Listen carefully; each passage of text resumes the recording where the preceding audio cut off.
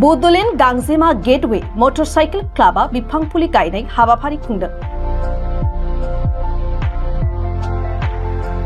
मुलुगनां आबहावा सानजों लोब्बा लाखिनानै दुलाराय बुहुमनि गुबुन गुबुन बायदि गौथुम फसंथानफोरा बिफां फुलि गायनाय आरो बायदि आबहावारि लोब्बा गोनां हाबाफारि लानाय बायदिनो दिनै बड'लेण्ड गांजेमा गेटवे मटरसाइकेल क्लाबाबो बिफां फुलि गायनाय हाबाफारि लायो।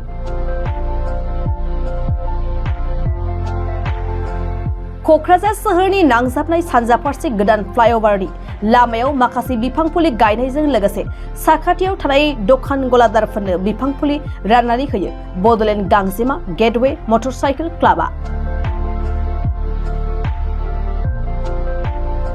मख'जाथावदि थांनाय 2023 मायथाइयाव दाफुंजानाय बड'लेण्ड गांजेमा गेटवे मटरसाइकेल क्लाबा मटरसाइकेल सालायनानै गुबुन ओनसोल रायजोफोराव बेरायथिंनायनि लोगोसेयैनो समाजनि सुबुंफोरखौ मदद होनाय बायदि सुबुं अनसायनाय हाबाफारि थै दान होनाय जाग्रा आदार राननानै होनाय हाबाफारिबो लाबोदों होननानै फोरमायथिदों बड'लेण्ड गांजेमा गेटवे मटरसाइकेल क्लाबनि चिफ अमृत बसुमतारिया।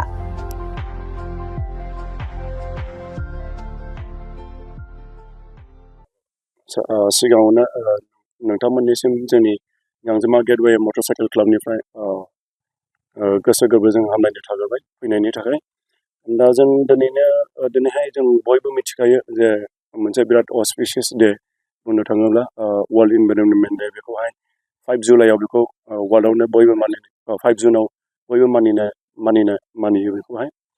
दा बे थांखिखौ जों एक्सुवेलि जों बोसोरफ्रोमबो जों माने बे दिनखालि जों बयबो प्लान्टेसन खालामो।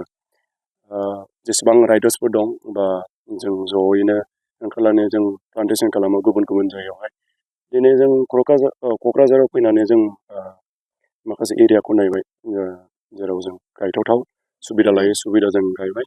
बेहाय माखासे जोंना जिथु प्लान्टेसन लाबोदों जोङो नार्सारिनिफ्राय बेहाय आवजार दङ, इउक्लिपटास दङ, ओमफ्राय थाइजौ बिफां दङ, मोजां मोजां बिफांफोरखौ जों लाबोनाय जादों। ओमफ्राय माखासेखौ जोङो ओरैनो डिस्ट्रिबिउसनबो खालामनाय जादों पाब्लिकफोरनो, जाहाथे बिसोरो गावबागाव लांनानै गावबागाव न'फ्राव गायनो हानायनि। ओमफ्राय माखासेखौ जों बिदिनो लामा लामा जेराव नांगौखिनि जायगायाव जों नायै गायगासिनो दङ।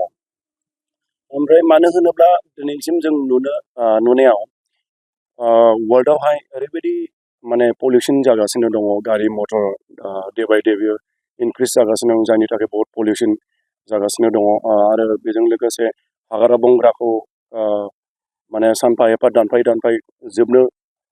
जोबनायनि लामायावनो फैगासिनो दङ। स' इयुनावहाय जुदि जोङो गावनि प्लान्टेसनखौहाय जुदि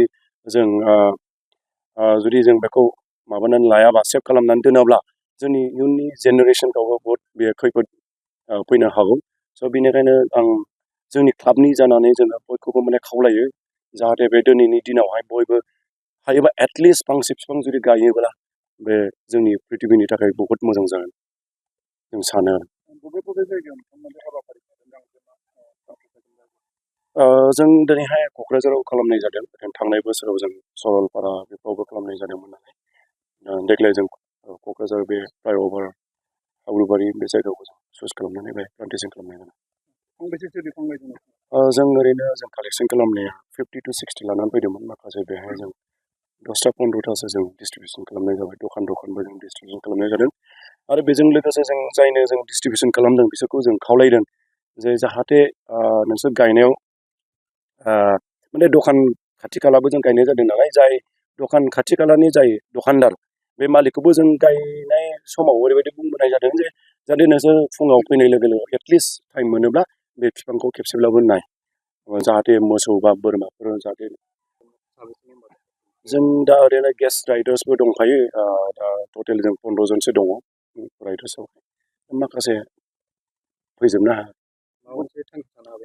जोंनि थांखिया, राइडार्सनि थांखिया, जों दिनै बुंनो थाङोबा जिथु प्लान्टेसन खालामदों जोङो दिनै गावनि पकेटनिफ्राय जों कन्ट्रिबिउसन खालामलायनानै वर्ल्डनि थाखाय जों कन्ट्रिबिउसन खालामनाय जादों।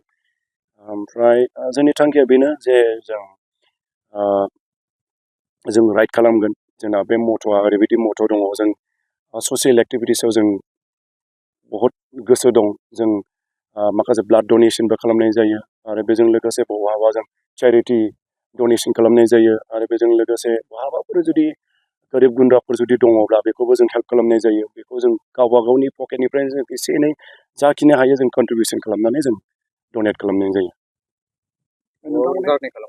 जार्निया जों माखासे जोंना एसे राइडार हिसाबै जों बेलेग बेलेग जिहेथु आदार स्टेट्सफ्राव जोंना इभेन्ट सोलिबाय थायो माने बेहाय जों जेसेबां माने आदार स्टेट्सफोरनि जों गेट टुगेदार जालायो बे इभेन्ट्सआवहाय ज' जालायो जों ब्रादारहुडखौ जों बोरैहाय बन्डिं लाखिनांगौ जेरै फ्रेन्डशिपखौ जों बोरै बन्डिं लाखिनांगौ बेनि थाखाय जों इभेन्टआव ज' जालायो